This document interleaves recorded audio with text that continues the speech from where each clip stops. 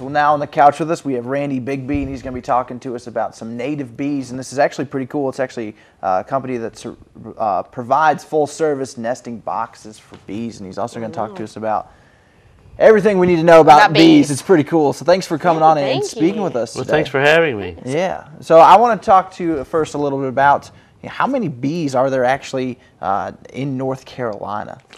Well, that's a good question, but there are around 3,500 native bees, are referred to also as mason bees. They're also referred to as pollinating bees throughout the whole United States. And they're incredible pollinators. What sets them apart from the honeybee is they're very gentle. They do not make honey, and they very, very rarely will sting you. That's good. So that's a big, thing with bees. A big fear, I get really scared that they're going to come out and sting me. Yeah. Well, if you think about it, the social bee, if you refer to the honeybee, is she has to guard. The honeybee has to. They're stationed to guard the queen, to guard the honey, to guard the worker bees. So they have a main job. If you come near their hive or their bee gum, they're going to attack you. If you look at the gentle mason bee, she does one thing. She just wants to lay her eggs. She's a worker bee.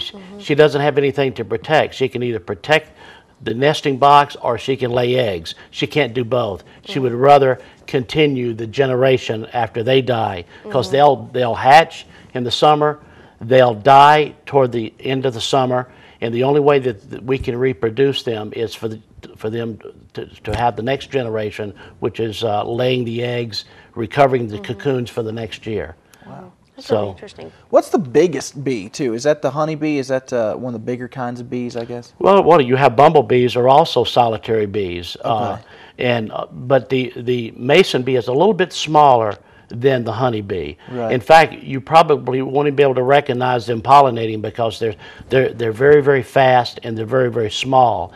You will probably recognize the honeybee because they're very visible, whereas the mason bee is very, very quick. It goes about its business. So what's the most common bee in this area, especially in the high country here?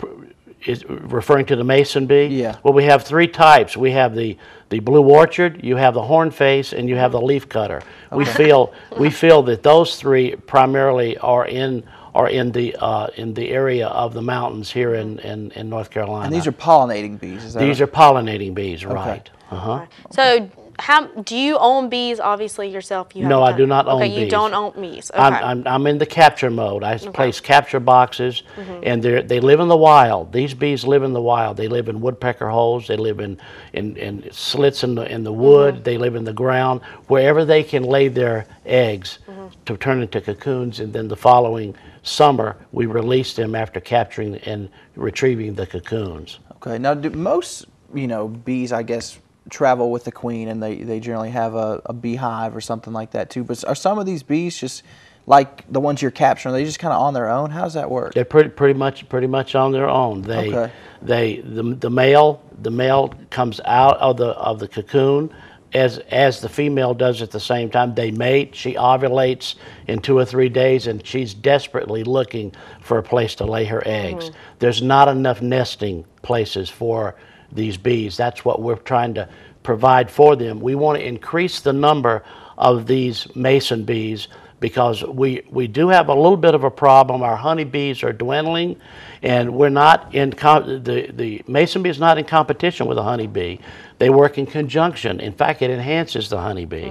So we're just trying to increase the population where we can have our plants pollinated. So do you make these full service nesting boxes for the bees? Like, do you make them yourselves? Yes. And how can people get a hold of them? Well, yes, I do. I do make them, but we have started. I work with Dave Hunter.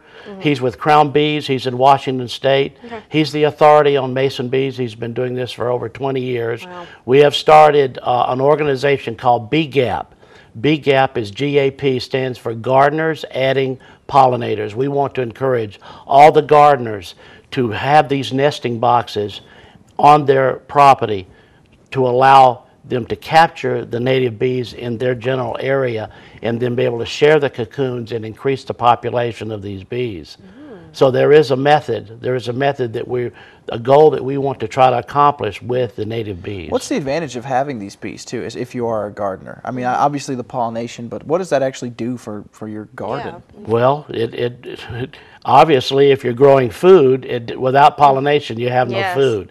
And if for flowers, if you have wildflowers, it gives them something to nurture on. In other words, they need foliage. They need nutrition just like we do. Right. So the backyard gardener, they're very, very critical. They are the most important person that we need right now to help to capture those bees, produce the cocoons, and then share the cocoons to orchards, to, in fact, as a matter of fact, the almond industry in California, it's a $9 billion a year business.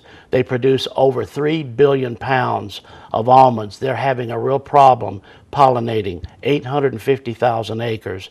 The honeybees are dwindling.